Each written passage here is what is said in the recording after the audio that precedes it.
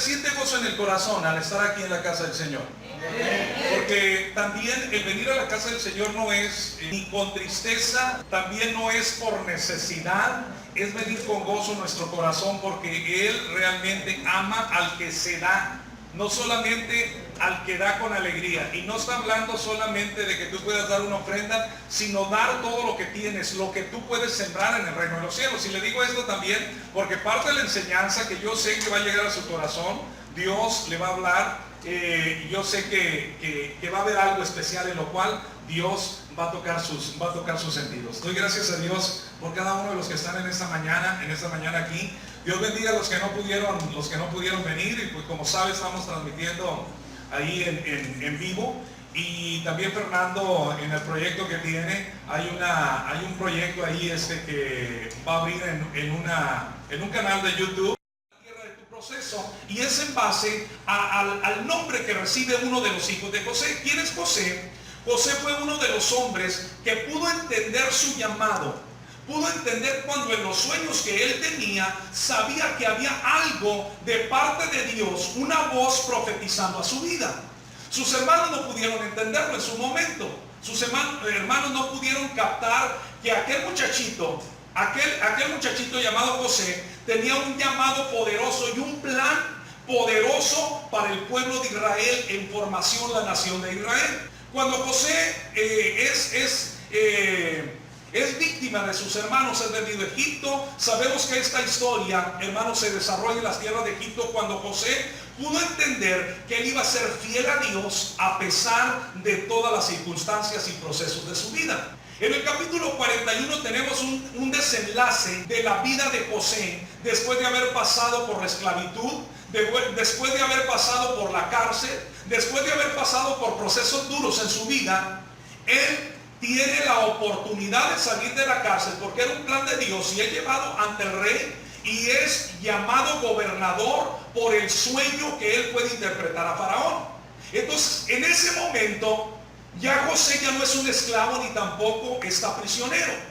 José llega a ser el gobernador de Egipto. Y cuando José entiende que la fidelidad, entiende que el haber sembrado en medio de la aflicción lo que eran los principios sembrados por su padre y la fidelidad con Dios, él entiende que había sembrado en buena tierra, a pesar de que la tierra en la cual había sembrado, y estoy hablando de su vida, era tierra de aflicción. Y en el capítulo 41 podemos mirar que la vida de José, en la gobernatura que él toma, empieza a rendir frutos, y él se da cuenta de algo.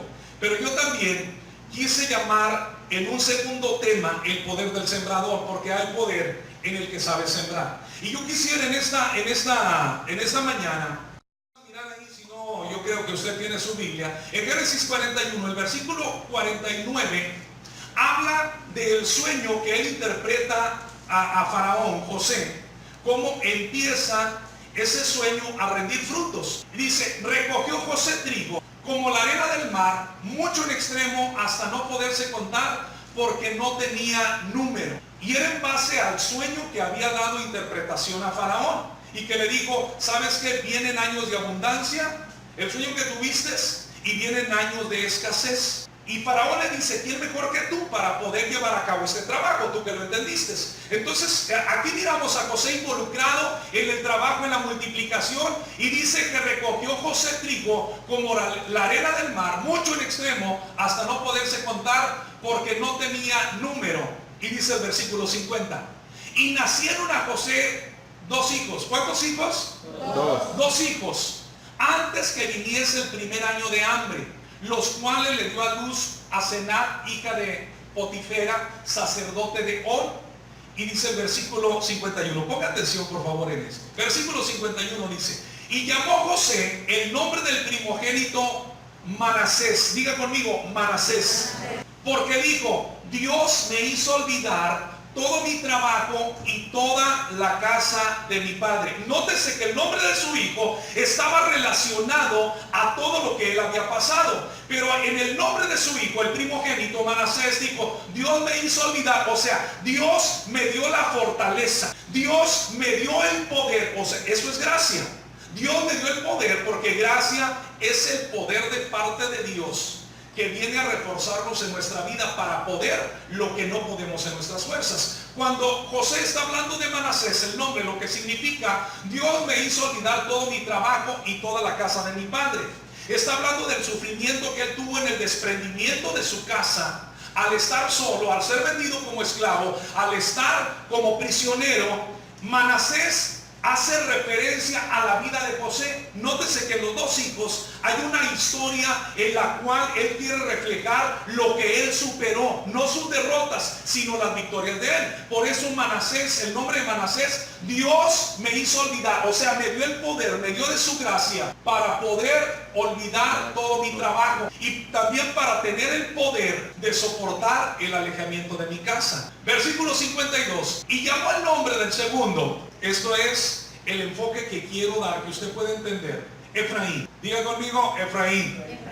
Porque dijo, Dios me hizo fructificar en la tierra de mi aflicción. Yo quisiera que tú pudieras entender que en medio de la aflicción, en medio del problema, cuando tú vives delante de la presencia de Dios en obediencia, poniendo por obra la palabra, lo que tú realmente has entendido de parte de Dios, hay frutos. Y al hablar de frutos estamos hablando de semillas, ¿cierto? Cuando nosotros podemos hablar de fruto y de semilla, estamos también relacionándolo con el agua, con la lluvia. Pero José aquí hace un enfoque especial sobre las aflicciones. Dios me hizo fructificar en la tierra de mi aflicción. ¿Cómo es que José puede levantar cosecha en medio de la aflicción, en medio de los problemas? Si usted conoce la vida de José, sabe que José no tomó el ejemplo que muchas veces nosotros tenemos del mundo. Las enseñanzas del mundo, las enseñanzas de las personas, pagar mal por mal. Jesús dijo, no vas a pagar de esta manera, no vas a pagar mal por mal, sino vas a pagar con un bien, un mal. Cuando José habla sobre el nombre de su segundo hijo, Efraín, está hablando de esto, de la semilla que él pudo sembrar. Fíjese, la ley de la retribución o la ley de la siembra y la cosecha. Podemos entender que lo que siembras, cosecha, recibes. Entonces, miren, la palabra de Dios habla de esta ley, es una ley de retribución, que lo que nosotros sembramos, nosotros recibimos. Y esto está en la palabra de Dios, la ley de la siembra y la cosecha. Pero yo no estoy refiriéndome, hay muchos que al hablar de la cosecha, de la siembra y la cosecha, muchos piensan solamente en el dinero. No, nosotros somos una semilla en la tierra. Nuestros sentimientos son semillas aquí en la tierra con nosotros. Nuestros sentimientos, hermano, son las cosas, nuestra manera de hablar, nuestras reacciones y nuestros sentimientos son las cosas que todos los días sembramos, todos los días. Como te levantas, tú no te puedes levantar de malas y con tu esposa y responderle mal y recibir. Claro que si tu esposa es cristiana y te entiende, en lugar de tu enojo y de tus gruñidos, te va a decir, mi amor, yo te amo. Va a llegar un día en que te van a dar por el sartén, van a agarrar el sartén por el mango y te van a dar en la cabeza. ¿Por qué? Porque es enfadoso estar soportando a alguien que se levanta de malas. O sea, en determinado momento se levanta de malas también tu esposa y aquella mujer que te dice, mi amor, yo te amo. Y está sembrando, porque sabe que aunque tú no tengas una reacción correcta, ella sabe que no es pagar mal por mal. Pero si se te hace una costumbre, no esperes recibir una buena respuesta. Realmente vas a llenar el saquito de piedritas a alguien de tu casa y te va a responder realmente como merece que te respondan. ¿Entiendes? Entonces, todos nuestros sentimientos y nuestra vida es una siembra todos los días. Lo que hablamos es una siembra. Si tú hablas de bendición, vas a cosechar como retribución, vas a tener bendición en tu vida. Pero si tú hablas de la gente y hablas mal de todos, es lo mismo que tú vas a tener sobre tu vida. Es una ley que es bíblica, es una ley que trae retribución y es una ley de la siembra y la cosecha. En Oseas 8:7, yo no sé si usted había escuchado muchos dicen, ese es un dicho. No es un dicho, es palabra de Dios. Porque si siembran vientos, recogerán tempestades. ¿No ha escuchado ese dicho? El que siembra vientos recogerá tempestades. Eso está en la Biblia. Si usted va a Oseas 8, el versículo 7, se va a dar cuenta que esta expresión no es un dicho, sino que es palabra de Dios. El que siembra vientos no va a poder cosechar, hermano, paz o vientos suaves, sino tempestades. ¿Qué quiere decir esto? Quien se porta mal, así de sencillo, quien se porta mal aquí en la tierra, como retribución no espera recibir recompensa buena. ¿Me entiende? Por eso la palabra de Dios directamente nos dice que si nosotros sembramos vientos, tempestades, hablamos mal de los demás, nosotros nos enojamos con facilidad con los demás, no podemos esperar recoger paz en nuestra vida. Gálatas 6:7 que dice, no se engañen a sí mismos, nadie puede engañar a Dios. Uno siempre recogerá lo que haya sembrado. Todo lo que el hombre sembrare, eso mismo cosechará. ¿Qué quiere decir con todo? Que allí hay una siembra de todo lo que el hombre está sembrando en su manera de hablar, inclusive en su manera de ver.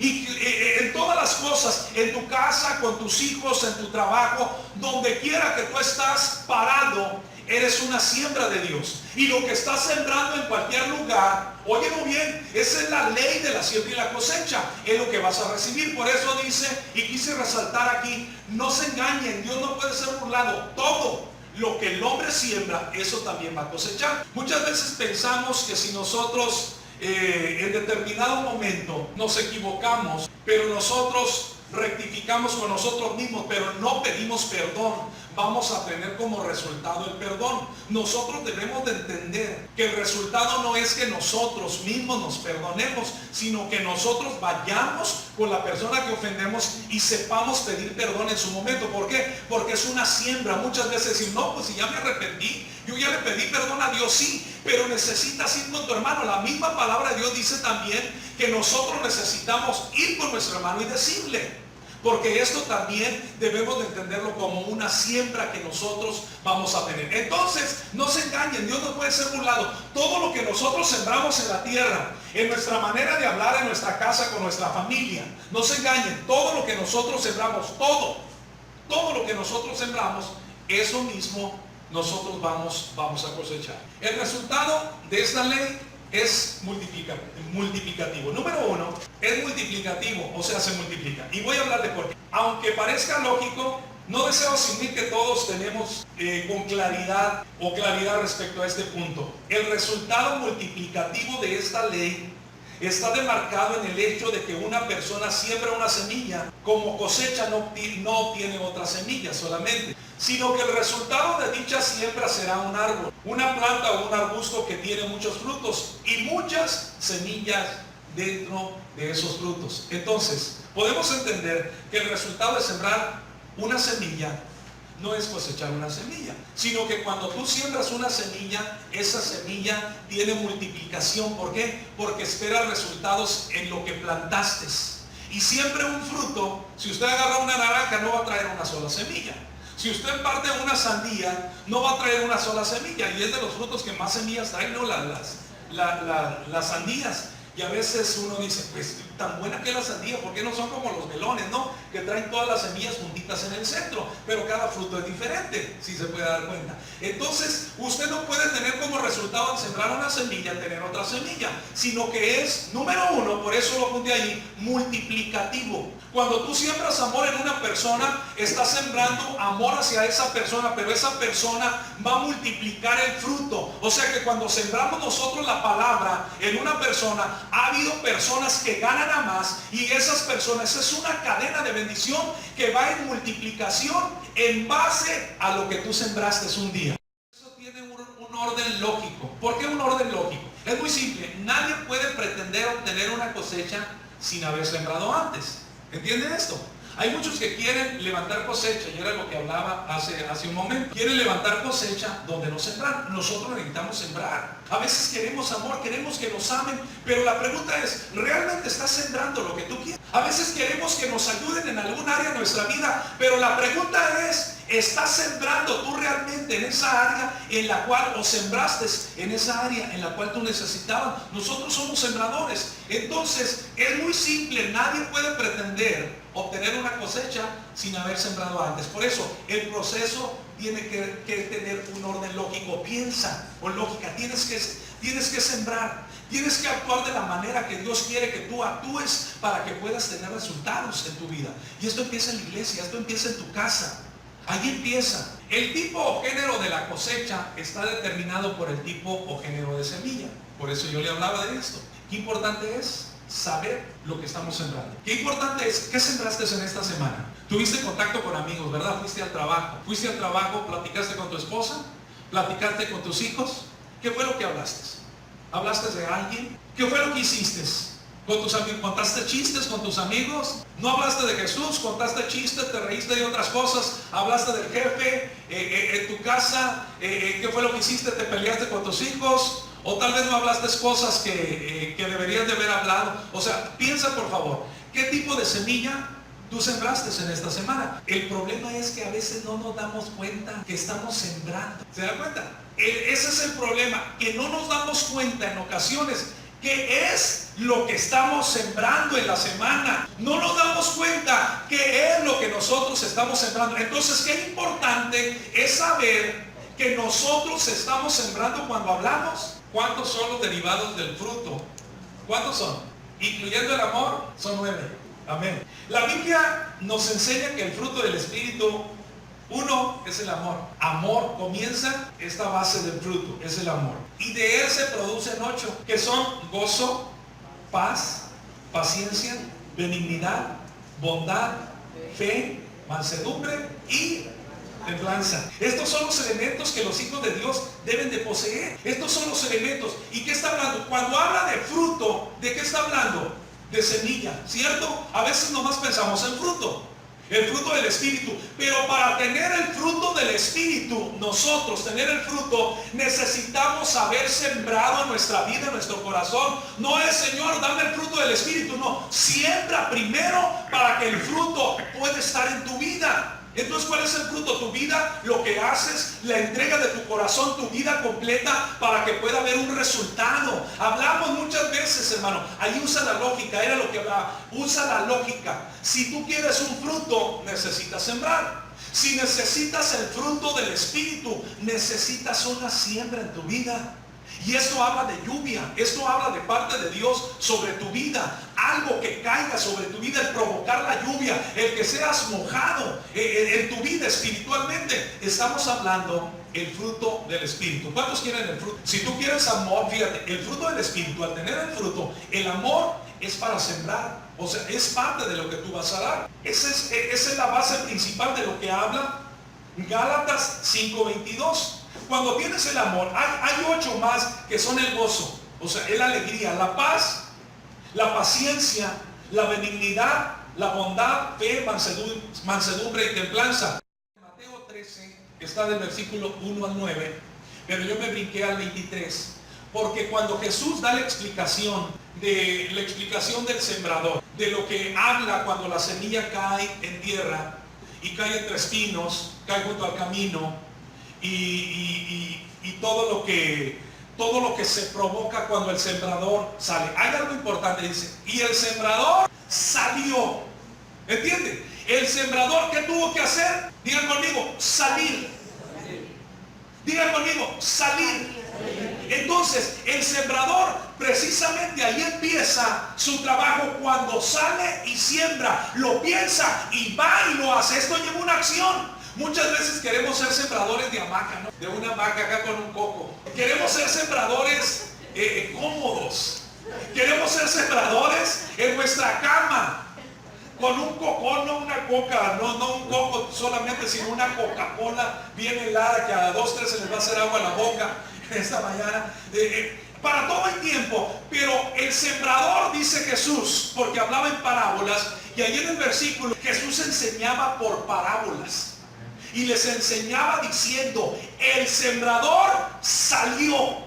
Entonces, ¿qué tienes que hacer? Es salir, es levantarte. O sea, tener la idea, tener el conocimiento de que te vas a levantar a sembrar. No vas a hablar por hablar, no vas a levantarte por levantar, no. Sino con la idea de que cuando te levantas en la mañana, ese día vas a hacer una siembra para el mundo de parte de Jesús, hacia tu trabajo, hacia tu casa, hacia la calle, donde quiera que tú andes, eres una siembra. ¿Qué es lo que vas a hablar? ¿Qué es lo que vas a decir? ¿Qué es lo que tú vas a poner delante de ti? Por eso es tan importante que tú le digas en la mañana, Señor, este día me siembro en buena tierra. Este día me siembro contigo, Señor, para poder fructificar y sal. Eso es lo que tienes que hacer, salir y hablar de las buenas nuevas, lo bueno que hay en ti. Y tal vez no necesitas el día de mañana tomar el día. Si puedes, si quieres puedes hacerlo. Decir, este día voy a tomarlo como un día de evangelismo. Pero el hecho de que te levantes y te dirijas a tu trabajo y digas, este día yo me voy a proponer hablar de Jesús. Este día, en la primera oportunidad que yo tenga de hablar con alguien, voy a hablarle de Jesús. Estás sembrando, te estás sembrando. Voy a hablar palabras buenas. Cuando escuchen mi trabajo los chistes deshonestos, me voy a retirar y mejor voy a ir a hablarle a alguien de Jesús que necesita una palabra de esperanza. Siembra lo correcto, siémbrate en este día, siémbrate el día de mañana. Por eso el versículo 23 habla en la explicación que Jesús da en buena tierra. Está hablando de la buena. ¿Dónde vas a sembrar? ¿Dónde vas a sembrar? ¿Por qué buena tierra? ¿Qué tiene la buena tierra? ¿Qué tiene la buena tierra? Produce fruto la buena tierra. Este es, número uno, el que oye. ¿Cuántos están oyendo? El que entiende. ¿Cuántos están entendiendo? Otra vez voy a volver a preguntar. Este es el que oye. ¿Cuántos oyen? Este es el que entiende la palabra y da fruto. Y produce a 100, a 70 y 30 por uno. Tiene un significado eso tremendo, lo que es a 100, a 70 y al 30 por uno. Que este es el que oye, el que entiende la palabra y da fruto. Hay tres expresiones importantes en este versículo. El que oye. ¿Cuántos oyen? El que tenga oído para oír, oiga lo que el Señor dice. El que entiende. ¿Cuántos están entendiendo, hermanos? Que nuestra vida tiene que ser fructífera. Nuestra vida debe de dar fruto. ¿Y dónde vas a dar fruto? Precisamente en buena tierra. Y a veces estamos sembrando, hermano. Miras que la tierra es mala porque hay personas que no reciben la palabra.